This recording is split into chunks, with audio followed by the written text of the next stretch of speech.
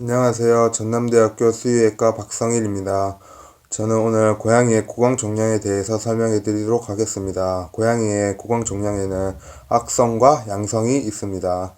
고양이의 구강종양은 고양이의 입안, 머리의 주변에서 성장을 나타냅니다. 모든 종양은 암은 아니지만 구강종양은 조기에 적극적으로 치료하지 않으면 나중에 악성 및 치명적으로 변할 수 있습니다. 구강종양은 입 주변의 고양이 입술, 혀, 잇몸 및 림프 지역에서 발견될 수 있습니다. 이 질병은 치료가 가능하며 종양이 발견되어 조기 치료될 때 높은 성공률을 보입니다. 이 질병은 개와 고양이 모두에게 영향을 미칠 수 있습니다. 구강종양의 증상으로는 치아 변이 및 이동이 있고 구강출혈과 염증이 나타날 수 있고 이게 구강 악취가 나타날 수 있고 과도한 침 흘림이 발생하고 씹는 데에 불편함을 이렇게 느낀다고 합니다. 이렇게 대부분의 신호이지만 고양이는 증상을 보이지 않을 수 있다고 합니다. 원인으로는 구강종양의 정확한 원인은 알려져 있지 않지만 간접부변, 치아 및 잇몸 질환, 비록 몇 가지 잠재적 위험 요소가 있습니다.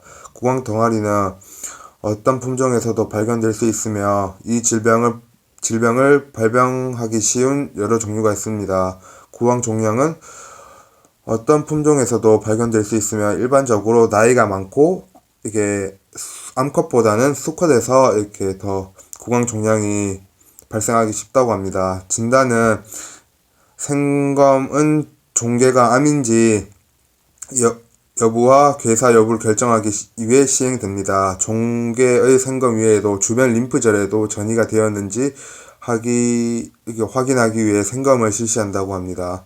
엑스레이는 또한 증상이 다른 신체 부위로 퍼져나가는지 검사하기 위해서 사용됩니다. 비악성 구강 성장은 외과적으로 제거되면 가장 장기적인 성공을 거둘 수 있습니다. 진단된 치료는 발견된 구강 종양 유형에 달려 있습니다. 고양이의 몸에서 덩어리를 제거하기 위해 종종 수술이 시행되고 화학적 요법, 이게 또 방사선 이런 것들이 고양이의 생존 확률 가능성을 더 높인다고 합니다. 생활과 관리에서는 수술 후 고양이가 음식을 효과적으로 씹지 않거나 삼킬 수 없으므로 액체요법, 그 다음에 튜브를 통해서 이렇게 영양 관리가 사용될 수 있습니다. 암이 다른 부위로 이렇게 전이되었는지 확인하기 위해서 고양이를 장기적으로 이렇게 관찰하는 것이 중요합니다. 예방은 가장 좋은 것으로는 이게 구강에 염증이나 통증이 발견됐을 때 바로바로 이렇게 치료해 주는 것이 좋다고 합니다. 이상 고양이의 구강 질환에 대해서 살펴보았습니다. 두 번째로 고양이의 구강 흡수성 병변인 FORL에 대해서 설명해 드리도록 하겠습니다. 고양이의 세포의 일종인 오돈토클라스트는 치아 구조를 분해시킬 수 있습니다. 처음에 오돈토클라스트 세포는 비영구적이거나 탈락성 치아를 제거하기 위해서 구강 조직에 붙어 있습니다. 재흡수가 계속됨에 따라서 뼈 같은 조직이 문제 부분을 덮기 때문에 합병증이 유발됩니다. 시간이 지남에 따라 치아를 감싼 인대와 뼈에도 영향을 받습니다.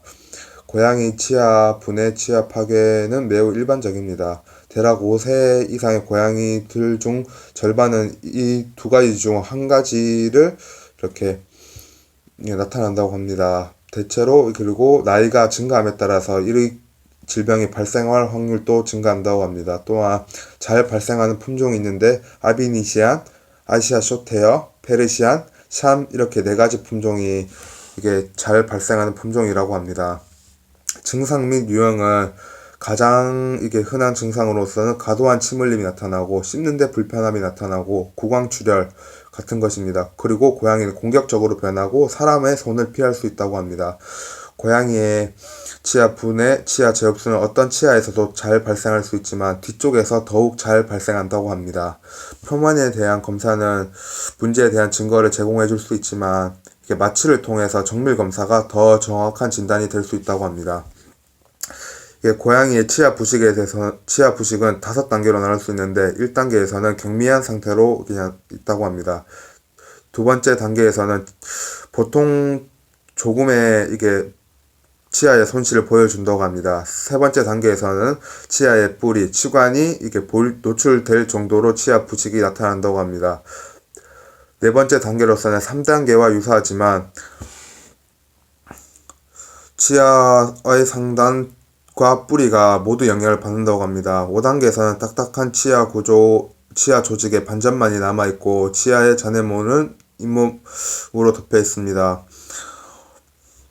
원인으로는 구체적으로 잘 알려져 있지 않지만 두 가지를 꼽는다 하면 미네랄의 불균형과 다른 원인으로는 치태와 같은 플라그의 증가라고 합니다.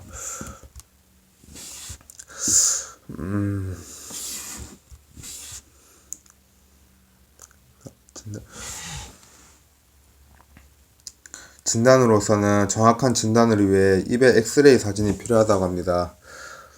치료는 가정에서는 고양이의 먹이에 물을 불려서 음식을 부드럽게 하고 치아를 매일 닦아서 원인이 되는 플라그의 형상을 제거하는 것입니다. 수술이 필요한지는 이 고양이의 치아 부식이 몇 단계에 있는지에 따라서 결정되는데 1단계에서는 수술이 꼭 필수적인 것은 아니라고 합니다.